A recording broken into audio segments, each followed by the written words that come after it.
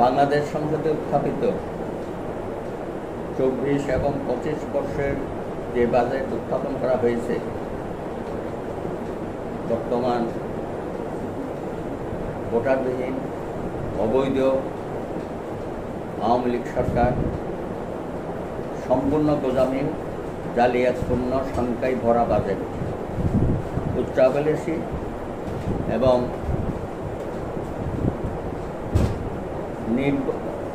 ঋণ নির্ভর একটি বাজেট জাতির সামনে দেওয়া হয়েছে। এই বাজেট নন প্র্যাকটিসিং ইকোনমিস্ট ভদ্রলোকের দেয়া বাজেটের প্রায় প্রতিটি সংখ্যা শুধু ভুল নয়, মিথ্যা নয়, জালিয়াতিপূর্ণ। যেমন রাজস্ব আয় দুভাগে ভাগ করে দেখছেন, এনবিআর রাজস্ব ৩.৫ লক্ষের কিছু বেশি হবে। এনবিআর বহির্ভূত আয় আনুমানিক ৪০,০০০ কোটি, সর্বোচ্চ রাজস্ব ৪ লক্ষ কোটি টাকা ধরেছে ৫,৪১,০০০ কোটি। এই আয়ের উপর বাজেট করে ৭,৯৭,০০০ কোটি দেখানো হয়েছে। প্রকৃত ঘাটতি হবে ৯১, দেখাচ্ছে ৩২। এমন নিকৃষ্ট বাজেট আপনি দুনিয়ার কোথাও দেখবেন না। প্রবৃদ্ধি ৫%-এর কম বা আশেপাশে থাকবে, দেখাচ্ছে ৬.৭৫%। সরকারি হিসাবে মূল্যস্ফীতি এখন ৯.৮%, অনেকেই বলে প্রায় ১৫%।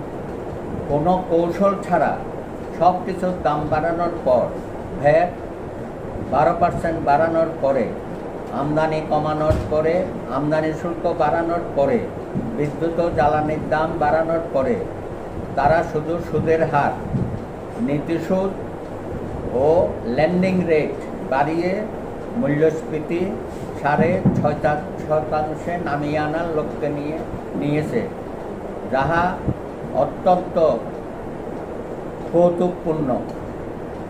বাজেটে সুদ পরিশোধের ব্যয় হবে ১,১৩,০০০ কোটি টাকা। এক দশকে দেশের বিদেশি ঋণ পরিশোধ বেড়েছে ১০৮%। নতুন ঋণ নিয়ে পুরনো সুদের দায় মেটাচ্ছে। এমত অবস্থায় পরিচালনা ব্যয় সংকোচন নাই, বরং ৪ লাখ কোটির বিপরীতে, রাজস্বের বিপরীতে পরিচালনা ব্যয় ৫.২ লক্ষ কোটি টাকা। এর অর্থ শুধু পরিচালনা ব্যয় মেটাতে রাজস্বের বাইরে ১.২ লাখ কোটি ঋণ করতে হবে। উন্নয়ন ব্যয়ের ২,৬৫,০০০ কোটির পুরাটা ঋণ করা লাগবে। দেশি ব্যাংক ঋণ, বিদেশি ঋণ, সঞ্চয়পত্র ঋণ, টাকা ছাপানো। সুদের দেন বাড়ার মুখেও ব্যয় না কামানো অন্তত ২,৫৬,০০০ কোটি টাকার নতুন ঋণ লাগবে। এই সংখ্যাটাও ভুল। বাস্তবে বিদেশি ঋণ ১৬ লক্ষ কোটি টাকা পাবে না।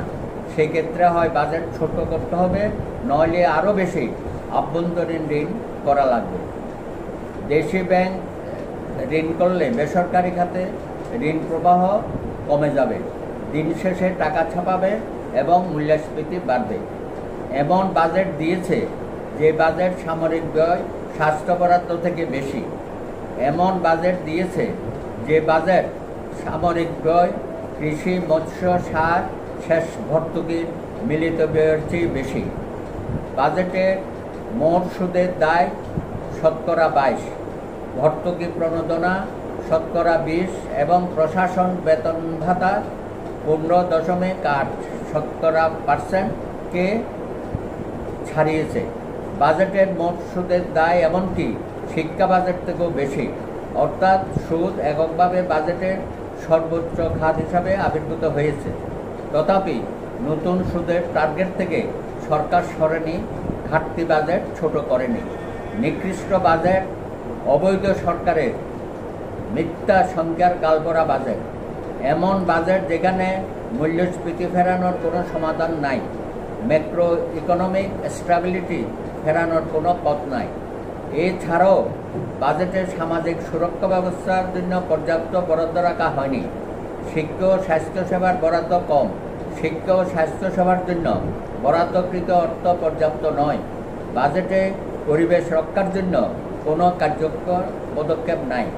বাজেটে দুর্নীতির বিরুদ্ধে লড়াই করার জন্য কোনো কার্যকর পদক্ষেপ নাই। দীর্ঘ 22 মাস ধরে 2 অঙ্কের মূল্যস্ফীতির মধ্যে যখন টাকার ক্রয় ক্ষমতা কমে গেছে, তখন করমুক্ত আয় সীমা না বাড়ানোতে বিশাল এক জনগোষ্ঠী কর জালে আবদ্ধ পড়ে গেছে। এইভাবে ধনীর কর না বাড়িয়ে সাধারণ মানুষকে করের জালে নিয়ে আসা হলো। ব্যাংকে রাখার টাকার ক্ষেত্র একই অপকৌশল করলে অবকারী শুল্ক আয়ের ফাঁক খুঁজছে। এমপি মন্ত্রী হতে জনতার ভোট যেহেতু লাগে না, এইরকম জবাবদিহীন নির্লজ্জ বাজেটের পুনরাবৃত্তি চলতেই থাকবে। ঋণের বোঝা জনতার, ক্রিম চাটবে সরকার। তো আসলে না, সরকার যেভাবে আমাদের ঘাড়ে চেপে বসছে এবং তারা যেভাবে অর্থনৈতিক খাতকে ধ্বংস করেছে, এই বাজেটের মধ্য দিয়ে দেশটাকে আরও রসাতলে নিয়ে যাবে, জনগণের ভোগান্তি বাড়বে এবং যে সমস্ত ধনীরা চেটেপুটে খাচ্ছে তাদের আরও উদর পূর্তি হবে, জনগণের